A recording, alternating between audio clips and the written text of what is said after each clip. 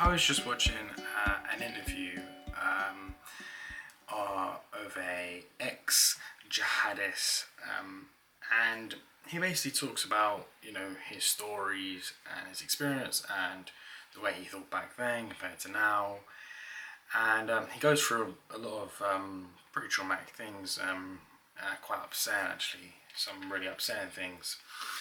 And it's kind of weird because I don't understand, or I've never experienced what he's experienced.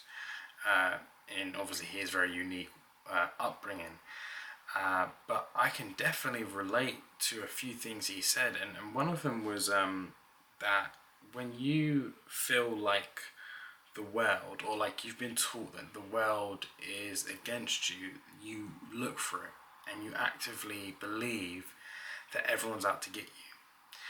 Obviously, for different reasons, I felt like that when I was younger, and then probably, up until probably I was about 18, maybe 19, I really felt like everyone was out to get me, or everyone was faking liking me, or faking caring for me.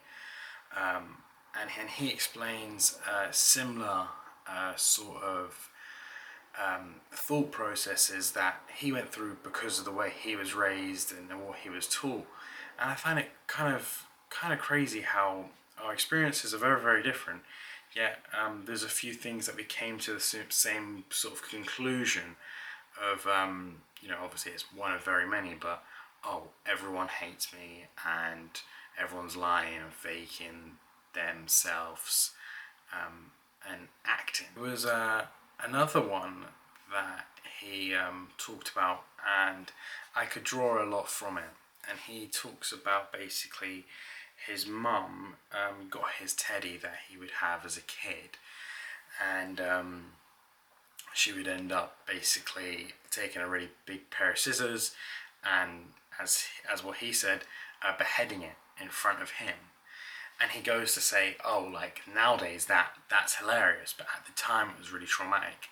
And I can draw from that a lot, because actually there's a lot of things I talk about in my life, and I kind of laugh at it and I go, it's whatever, and everyone goes, that's a bit actually messed up. And obviously he's still sort of there in that sense of like, that's hilarious.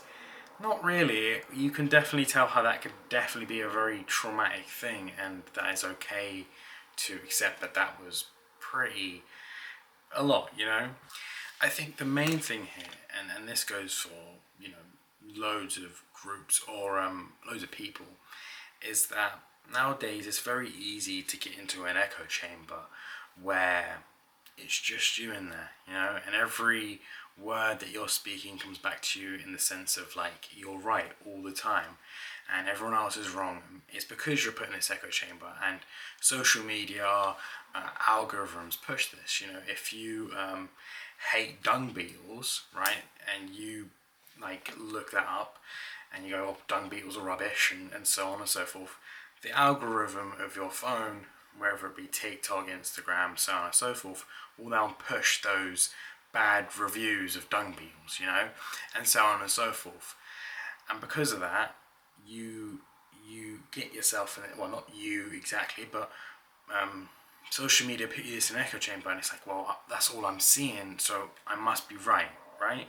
It could be like, everyone loves giraffes, and you type in, I love giraffes, or whatnot, and that pushes it to you, and you're like, everyone must love giraffes, because otherwise, why would I not, I'd be seeing it all the time, so how is it not true that everyone loves giraffes? But obviously not everyone loves giraffes. But you're in this echo chamber, so you don't know no different. It sounds to me that this guy had a very rough life, and it also seems that obviously he's obviously acknowledged that he was brainwashed at one point in time. And I think it's kind of amazing that he's been able to identify that and come out of it and look at it from not just the chamber that he was in, or that had been built for him per se. He's actually been able to get out of that chamber and actually look at everything and go, hold up, actually this is not right. my wish for everyone is that everyone can get out of their chamber that they've been put in or are in, and try to look at everyone, not just what they think and feel. Because I think once you do that, once you believe in everything you're saying is right and everyone else is wrong, which could never be the case. No one can ever do that because no one's ever perfect. No one's always right 100% of the time. Then I think this world would become a little bit of a better place if we all start to listen to each other just a little bit with genuine